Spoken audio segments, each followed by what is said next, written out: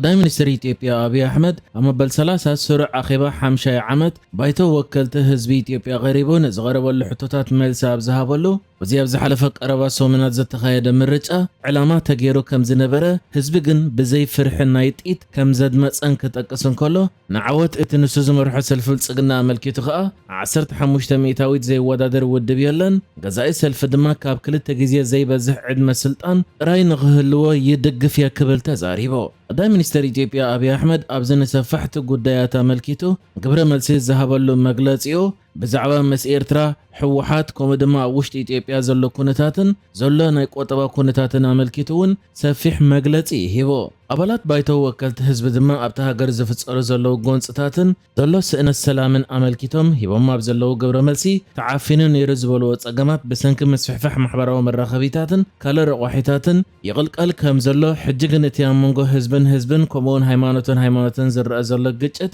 ነኪ ከም ዘሎን እቲ ግጭታት ድማ ብሄር ተኮር ኮይኑ ከም ዘሎ የምገሊጾም بزته نامعد سلام استملسو كم زلو بمغلاص دما اتم زترفو نامعد زته نخملسو امنت كم زلو مغليصم نتي لوم عمد زتخايده مرጫ ملكيت دما ابي احمد عوت مرጫان تاريخاو مرጫان اكايدنا ينا دحر مبال زي كم اتقدم حجي ابتا هاجر زرأ زنبر مرጫ زخونه ግጭት زي ترايلن اخررنتن بهراو صلن زتنص قولن ينيرو دحر مبال سلف بالصقنا نتقاومت ودبات عدل نمخفات اب 85 مئتاويت ونابر طراي كوادادر كم زمرصن اتعسرت 5 مئتاويت دما نتقاومت ودبات كم زغدفن بمغلاص نعسرت 5 مئتاويت ونابر زي ودادرن زغدفن ودب يلن بمبالون نسلفو كدنق يتسمع زلا اتي زوسدو وسانه دما نربح ديمقراسي كم زخونه بمغلاص نوسانه ودب بمنقد اب افريقيا 15 مئتاويت ونابر بايتو زي ودادر سلفي يلن كبل تزاريبو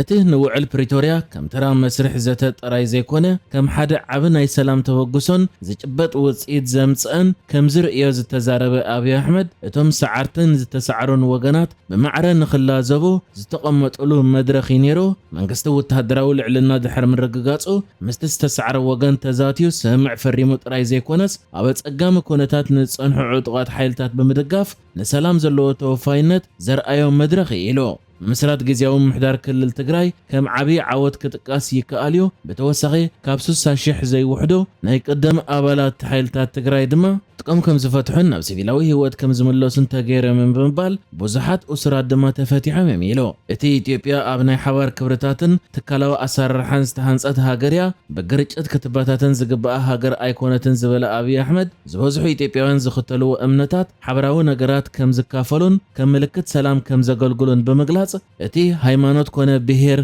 ዕላማ ጌርካ ዝግበር መጥቃዕቲ ናይ ኢትዮጵያ ባህረ ኣይኮነን ክብል ይገልጽዎ نسمع بريتوريا خاب بزح ربحاتات اكوان تمصه اتسمع لمنتاي تقبالنا ترخيو زبل حتى زلعلو زي عقوب حيلتات اللو كينو حوحات اب تግራይ ጥፍአት ክቅጽል ነይርዎ ኢሎም ዝኣምኑ ተዋሳኣት ወናለው ዘምጉ ጅለታት እዚኦም ድማ በዘይ ምርዳ ካባና ርሒቆም ክኸዱን ከለው ኣመንጎኦም ንሓድሕዶም ናይ ምትሕባር ፈተነታት ወን ተኻይድዩ ኣብዚ ሕጂ እዋን ግን ኣብ ትግራይ ዝርከቡ ሓይልታት ሓደሽቲ ጎንፅታትን ዝተሓደሰ ኩናትን ከበግሱ ዝኽእሉ ዕለታዊ ምልዕዓላት የካይድለው እቲ ኣዝዩ ዘጸግም ዘተሓሳስብን ጉዳይ ግን ኣብዚ ኣብ ሱዳን ዝካየድ ዘሎ ኩናት ብዙሓት ተጋሩ መንእሰያት ብሓይሊ ተመልሚሎም ክዋግኡ ይለኣኹ ምህላዎም ኢሎ እዞም መንእሰያት እዚኣቶም ኣብ ዘይፈልጥዎን مسኦም ምትእሳር ኣብ ዘይብሉን ውግእዮም ዝሳተፉ ዘለዎ ክብልን ከሎ ኣብ ውሽጢ ኢትዮጵያ ዝተፈጥረ ጸገማቶም ከይኣክል ሕጂ ድማ እቲ ጉዳይ ናብ ሱዳን ኣስፋሕፊሕሎ ኣብ ዝኹሉ መስርሕ ድማ ህዝቢ ትግራይ እቲ ሰዓቤናት ተሰካሚ ዝኸውን ኢሎ እዚ ጉዳይ ከዓ ህዝቢ ትግራይ ኣዝዩ ዝጎድኦን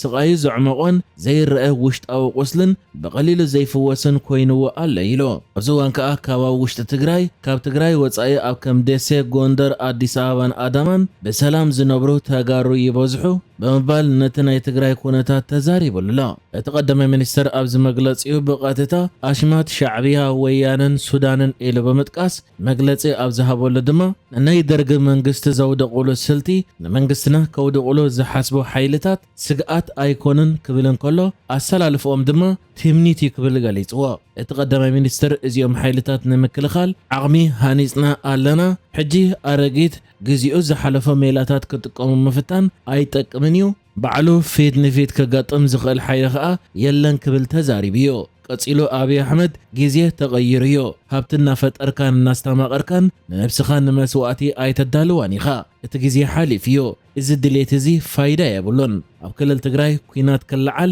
ሰፊሕ ድሌት እኳ እንተሎ ንኣብየሎ ምኽንያት ግን መኽሰብ ከም ዘይብሉ ስለ ዝኣመናዮ ሻዕብያ ወያነን ሱዳንን ካልኦት እውን ይወሰኽዎም ልኡላውነት ኢትዮጵያ ኣብ ሓደጋ ኣይክወድቕን እዮ ሕወሓት ከዓ 50 ዓመት ዕድመ ዝገበረ ንመንእሰያት ምእማን ዘይከኣለ ዝኣረገ ውድብ ብምባል ኣብ ዝዋን ኢትዮጵያ ተኩርአ ኣብቶም ተለኣኽቲ ዘይኮነ ኣብቶም ለኣኽቲ ክኸውን ኣለዎ ኢሎ ንሕወሓት ከዓ ከም ተለኣኺ ብምግላጽ ሕወሓት ሞደሻዩ መትሓዚኡ ድማ ኤርትራ እያ ብምባል ንሕወሓት ከም ተለኣኺ ኤርትራ ገይሩ ክገልጾ እንከሎ ኢትዮጵያ ከዓ ኣተኩርአ ምስቶም ከም ሕወሓት ዝኣመሰሉ ዕጡቓት ጉጅለታት ዘለእኹ ዘለዉ ምንጭ ዘይምርግጋእ ዝኾኑ ሓይልታት እዩ ዘሎ ክብል በተዘዋዋሪ ንኤርትራ ከም ለኣኺት ንሕወሓት ድማ ከም ተለኣኺ ገሊጽዎ ዘሎ ንከም ባህር ዳር ጎንደርን ኣርባ ምንጭን ከም ኣብነት በመጥቃስ ከዓ ኣብ መቐለ ናይ ልምዓት ኮሪዶር ክንርኢና ንደሊ ካብኡ ሓሊፉ ግን ዝኾነ ነገር ኣይንደሊን ኢሎ ካብዚ ወፃኢ ድማ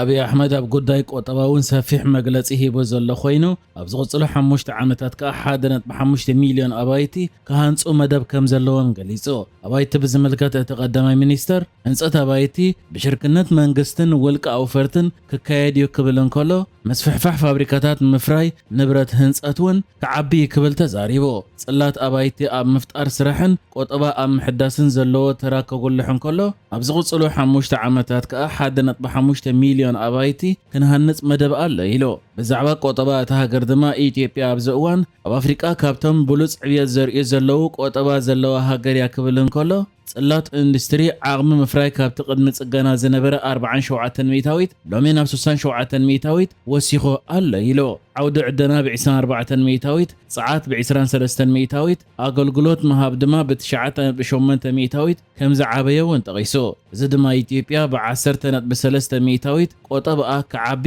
ከም ዝገበረ ዘመልከተ ኮይኑ ኣብ ኣፍሪቃ ድማ ቆጠባት ሃገር ብዘርእዮ ዘሎ ቁልጡፍ ዕብየት ኣብ ቅድሚት ከም ስራዕ ገሊጹ ብተወሳኺ ኢትዮጵያ ኣብ ውሽጢ ዝሓለፈ 27 ዓመታት ካብ ዝረኸበቶ ኣታዊ ንላዕሊ ኣብዚ ዓመት ይበዝሕ ክብል እንከሎ ኣብ ዝሓለፈ 17 ዓመታት እቲ ሃገር ካብ ሰደድ ቡን 3.3 ቢልዮን ዶላር ኣታዊ ከም ዝረኸበት ሕጂ ግን ኣብ ሓደ ዓመት ጥራይ 3.1 ቢልዮን ዶላር ሰደድ ከም ዝገበረት ኣመልኪቱ ብተወሳኺ ኣብ ውሽጢ 27 ዓመታት ወርቂ ብ3.7 ቢልዮን ዶላር ናብ ወጻኢ ክለኣኽ እንከሎ ሕጂ ድማ ንግዲ ወጻኢ ወርቂ ኣብ ሓደ ዓመት 5.5 ቢልዮን ዶላር በፂሑ ኣሎ ኢሎ ንሕጂ ዝተዳለወ ዜናታት እዚ ነይሩ ብካልእ ክሳብ ንራኸብ ሰላም ንዓኹም